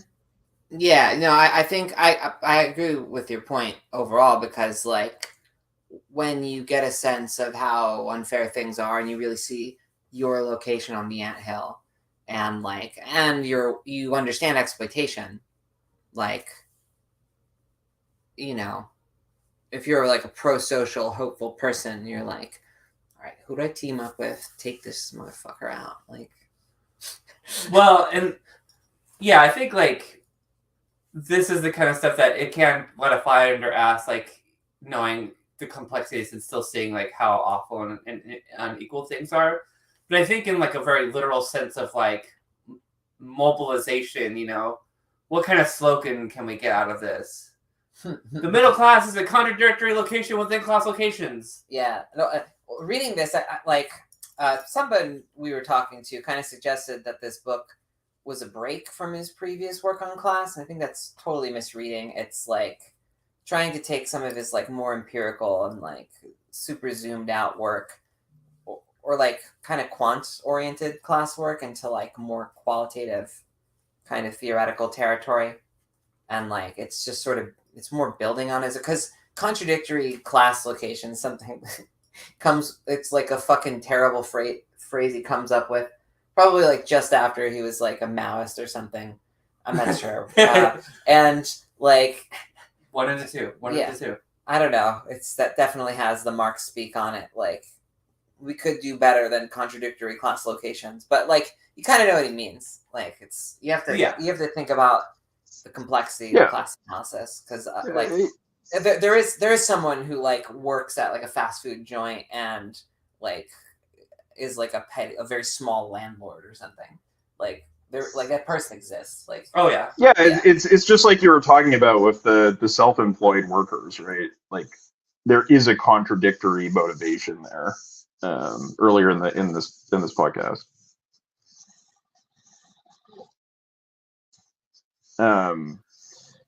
So I think it's true though that like it does make sloganeering harder, and that may be one reason why there's such a strong temptation towards nationalism, because you can talk about the people as opposed to these like specifically located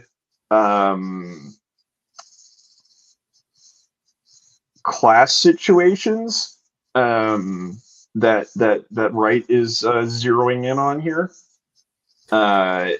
Yeah.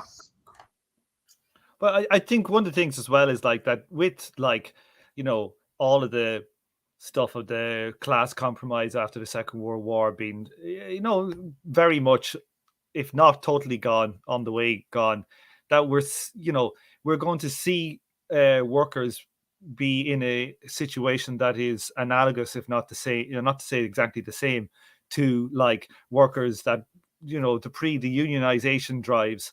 So we will likely see the. I feel like these the the weakening and the strengthening of these ideas of how people, how the effectiveness of class and the impact of class itself in society is likely to be associated with long waves of action. So I don't have a kind of a NICOM opinion about like, you know, it's dissolved now and that's it done. I think that so some of the actual the NICOMs are super big on class structure stuff, just like not class, like, you know, like consciousness leading to agency. Right. Consciousness is fractured in a way that's very uncomfortable to socialists.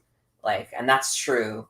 Like, and that's true for reasons that, like, you know, EndNotes goes into about the dissolution of this, the industries that created the kind of labor compacts that Wright likes. Wright likes these labor compacts. Right. You know, kind of wishes we could do that again.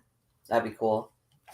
But to me, I kind of think about it in the kind of, you know, this idea like in kind of military history where somebody has a new tactic or a new weapon and they can just fucking blast everybody, and it takes a long time for opposition to what's the word I'm looking for, Kyle, here? To adjust strategy. Yeah, and sometimes they even get very low. You see, like sometimes, you know, very low cost people that shouldn't be able to withstand like the most powerful empire can find very low cost ways to fucking up the imperial power. So there's all these different things that play in over time. So that's just something you know, I feel like that the importance of knowing the how the class works in the micro level is probably most important in the times when we are weakest as a kind of a movement.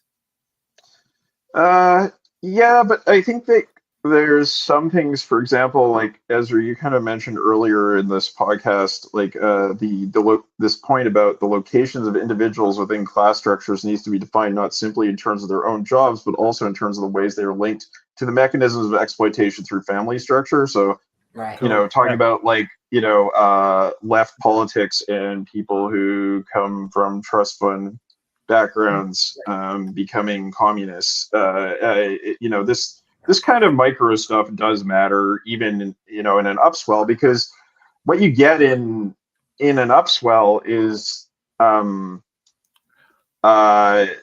this happens in every revolution, is like when the revolution becomes a political wave, it gets entry from the well, the most ambitious people will join the revolutionary cause, right? Because they're opportunists, and they're just going to look for whatever group has the power in society. Yeah, oftentimes they are these people who have these wealthy backgrounds, but you know, if you look at their local situation, they're you know, they're the purest you know, right. professional revolutionaries. Right. Yeah. It's interesting on a kind of a similar way, but obviously not as interesting a way. We see the same process happening in Ireland with Sinn Féin, where they're becoming like the dominant party, and we're seeing like people that are coming into Sinn Féin now that would have been in from, say, like the Fianna Fáil party and they're changing their colors, and they're getting like it's kind of establishment kind of. They're slowly gathering an establishment kind of a feel around them, which is very interesting to see. Because like they are the enemy, but then they get so strong. It's like, well, you are our friend, at a certain stage. Yeah, right. And that's when the opportunists come, and then yeah. Well, we'll opportunists. We'll see how they weather it. You have the early political entrepreneurs, like long-term opportunists, and then you have, your mid Johnny come latelys, kind of stuff. I'm sure. Here's the thing about the opportunists. Like if I've I don't know, I've sort of tried to think about this a lot, like listening to Revolution's podcast, and the opportunists are often actually quite effective revolutionary leaders. Even if they are riding the wave, because the wave is so strong that they end up being revolutionary. It's like, yeah, you have to wait for the ebb in the time. Like these are like politically talented people who see an opportunity to use their talents, and that could be very self-interested and destructive, but in some circumstances, like, they are actually effective revolutionary leaders, kind of despite their motivations for initially getting involved. And like, because when you look at like these revolutionary waves in like the Revolutions podcast, there's a lot of things to be depressed about. And you really have to take a philosophical point of view to not just like be disgusted at, like, say, the political leadership of these revolutions, the kinds of people they were and the things that they did, just on like a sort of interpersonal level or an ethical level, because they're just fucking opportunists. Opportunists, they're often, they're immoralists or amoral, like, obviously. So I wouldn't go so far as to say it's like a cunning of history argument, but like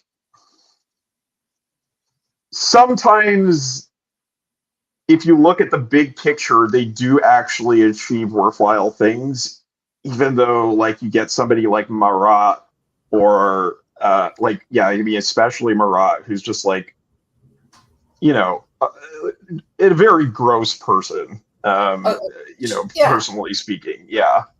Yeah, but like, maybe what's most objectionable is that, like, okay, so they're useful for like the class or something, and they bring about a big social change, and then the class can just dispense with them and move on, right? No, the class gets tired, and the worst thing this person does is leave the new legacy of domination. But you so that's why you, like, in order to see anything positive in it, you have to look at the like sort of change that's wrought like 1, 2, 3 generations down the line, because when you look at the particulars of the revolutionary leadership, it's often incredibly depressing what you see. Yeah, I mean, I think it's pretty straightforward that the traditional revolutionary process is never going to produce classless society. Like, so there would have to be something rather different than the kinds of things covered on Revolution's podcasts. Like, and to the extent that that's possible, like, is sort of about how there could be, more long-term kind of distributed effort and energy in these like from these super democratic moments. We know they're possible at one point, and then I mean, opportunists in those circumstances are instrumental in whittling down the solidarity necessary to keep things going. And people are going to get tired anyway, but people get tired quicker when they feel like the shit's being jammed and it's not worth going to. Like how the Soviets got hollowed out so fast. Right. Yeah. So, anyway, this is all to say that this micro stuff does matter even in the upswing, because, yeah, there's very like specific sorts of class configurations that come together in revolutionary moments. That's a good point. Yeah, that is true. Yeah, and really wacky ones at times. Yeah, like the what was it, like the sort of mania that sees the French ruling class, like at the start of the French Revolution, where there's like, we must abolish ourselves. Like just absolutely manic revolutionary zeal from people, militating against their own class positions. More of that, more of this. Well, like, what was in the water? There must have been something in the water. Fantastic. What did they put in the gas? Right. Le garlic. I don't even know what that means. Now, okay, well, let's go and say goodbye to the chat. We've been on for 2 hours. We finished this. Next time. Yeah, that's last slide. We're on to, what are we on to next? We've done Death of Class. We're on to chapter 9. Is the Precariat a class? God, I can't even remember this one. Right. I remember the Precariat. Yeah, I've just been revisiting 10 years ago. Yeah, this is yeah. When I was a baby leftist, this definitely was like a thing that came up. Yeah. This is gonna be cool in like 10 years. Like everybody's gonna go back and like reappropriate this like 20-year-old left meme about the Precariat. I like carrots. Yeah, super solid. Yeah. So who do we have in the chat? We had Alex and Pedro and myself, and I think that's all we had. We had a lot of, or do we have anybody else in there? We've had a few watching today. We had about 7 or 8 watching on and off. So that's it. We'll say goodbye to the chat and we'll go offline, and we'll see you when we do the next recording, whenever the hell that is. Okay, end the broadcast.